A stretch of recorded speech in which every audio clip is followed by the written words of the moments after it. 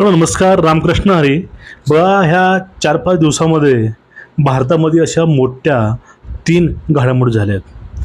आसाम, पश्चिम बंगाल, तामिळनाडू आणि केरळ, सॉरी 4 जागी. आणि एका जागी पश्चिम बंगालला आणि आसामला या 2 ठिकाणी भाजपचं सरकार बसलेलं आहे.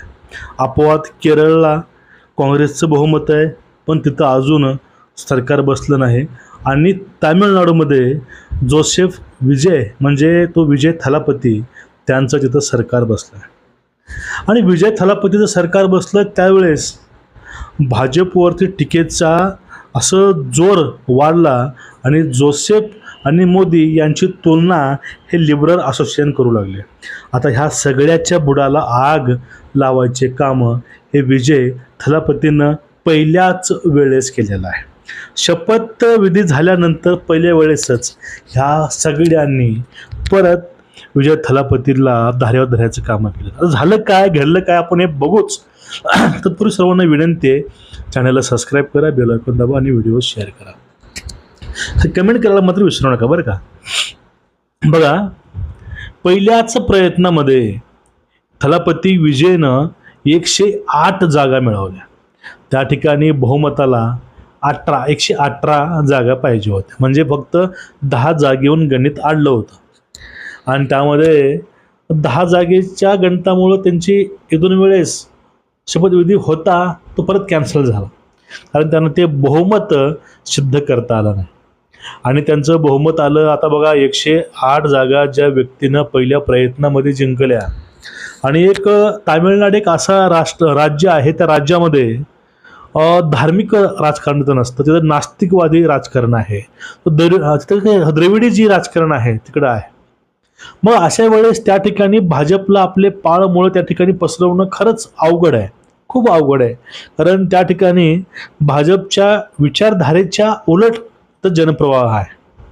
द मुस्लिम्स, ख्रिश्चन्स तिथं जास्त प्रमाणात आहे. त्यामुळे त्या ठिकाणी भाजप आपलं कमळ तिथं फुलवू शकत नव्हतं, याची गॅरंटी भाजपला होतीच. आणि त्या ठिकाणी जोसेफ विजय या कलाकाराने त्या सिटिंग मुख्यमंत्र्याला घरी बसवलं. तेही जहालमतवादी म्हणू आपण त्यांना, कारण हिंदू धर्माविषयी सगळ्या गोष्टी ते जहालमतवादी होते आणि ते कट्टरतावादी असं होते, आपण असं म्हणू. पण त्यालाही घरी बसवलं.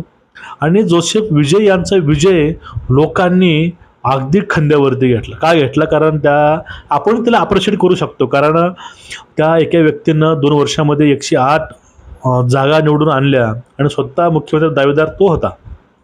पण इथं त्यांनी आपलं बहुमत सिद्ध केलं. काँग्रेसचे इकडले तिकडले घेऊन त्यांनी 118ची जांगजोड लावून ठेवली.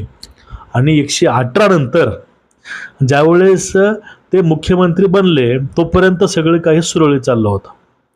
मग आता नेमकं झालं मध्ये काय बघा, ह्या जो काही हे लिबरल आहेत ना, हे लिबरल अशी आहेत, या लोकांना अशी सवय लावली राहुल गांधींनी, जोपर्यंत कुठलाही नेता, कुठलाही पुढारी जोपर्यंत मोदीला शिव्या घालत नाही, जोपर्यंत तो व्यक्ती देशाच्या विरोधामध्ये बोलत नाही, म्हणजे कसं निवडणूक आयोगावरती असेल, भारतीय संविधानावरती असेल, लोकशाहीवरती असेल, ह्या सगळ्यावरती जोपर्यंत विरोधात बोलत नाही तोपर्यंत तो हा पुरोगामी नसतो किंवा तो काँग्रेसच्या पट्ट्यातील नसतो. मग कोणी सांगितलं की भारतीय न्यायव्यवस्था चांगली आहे, हेही ह्या लोकांना पटत नाही. त्यांना यावेळेस असं वाटतं की ह्या सुद्धा अंधभक्त आहे मोदीचं. भारतीय सैन्याविषयी गर्व केला तरीही यांना जमत नाही, कारण हे सगळे पिछाडलेले आहेत, सगळ्याला ह्या झपाटलेलं आहे राहुल गांधींना. मग आता सगळ्यांची आशा होती अशी की विजय थलापती हे मोदींना, भाजपला, सरकारला धाऱ्यावर धरतील. पण एक पहिल्याच वेळेस यांच्या सगळ्याच्या थोबाडीत मारलेला आहे.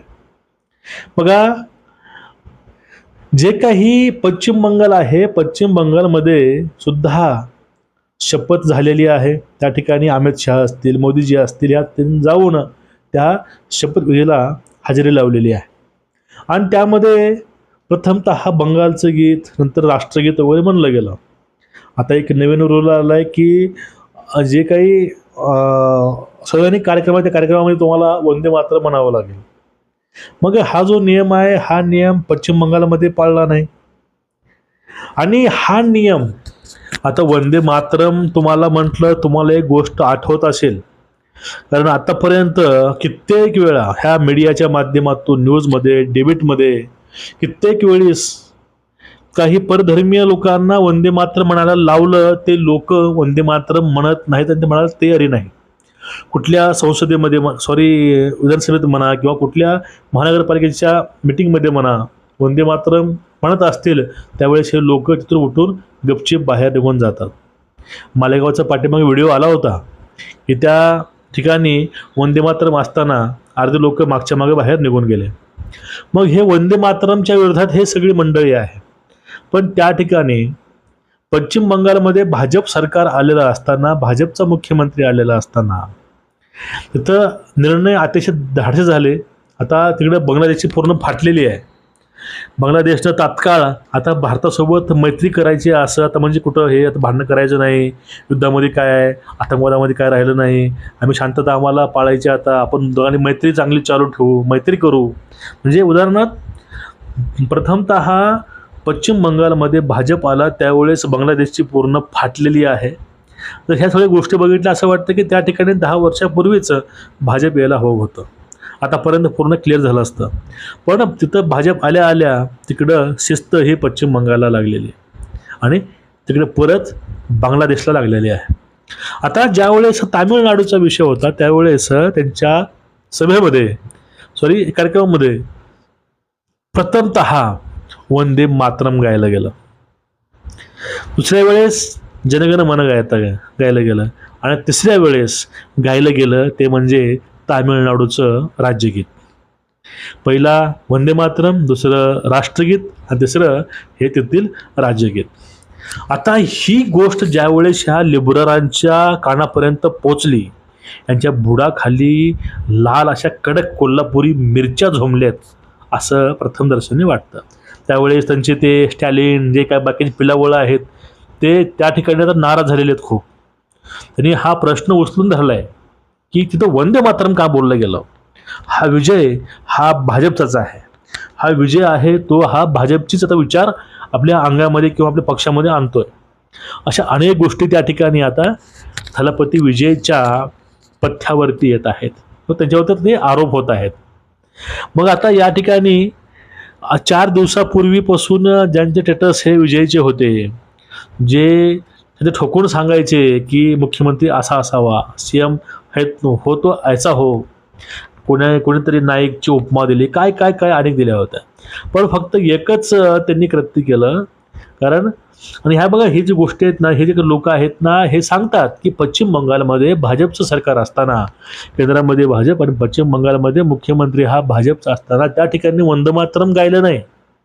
मग या ठिकाणी आमचं तामिळनाडू हे आतापर्यंत उत्तर भारतीय भाषा ही हिंदी आहे किंवा त्यांची आम्ही मक्तेदारी चालणार नाही, आमची जी काय आहे ती मातृभाषा, आमचं स्थानिक जे काही आहे ते सर्व आहे. ते लोक की जे आपले स्थानिक भाषा आहे, स्थानिक जी काही त्यांची काही गीतं आहेत त्यांना जास्त ते मानतात. पण या ठिकाणी विजयच्या कार्यक्रमामध्ये त्यांनी प्रथमतः वंदे मातरम गीत गायलं, ऐकलं सर्वांनी, तेव्हापासून ह्या सगळ्यांच्या बुडाला आग लागलेली.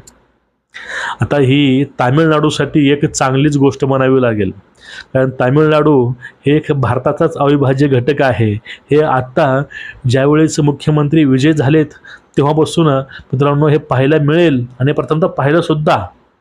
भविष्यामध्ये अनेक असे निर्णय येईल त्यामधून भारताची एक अस्मिता आणि तामिळनाडूचं आणि जे काही रिलेशन आपल्या देशाचं बाकीच्या राज्याचं आहे ते चांगलंच राहील, चांगलं होईल, त्यामध्ये अजून सुधारणा होतील अशी आपण आशा करू शकतो. पण हे जे काही आहेत लिबरल असोसिएशन यांच्या मात्र बुडाला आग लागली. जे लोक वंदे मातरम म्हणत नाहीत म्हणून सभा त्याग करणारे आज निमूटपणे बघत आहेत. हे बघून थोडंसं आम्हाला हसून लागलं आहे. तुमचं मत काय नक्कीच खाली व्यक्त व्हा, व्हिडिओ शेअर करा. नमस्कार.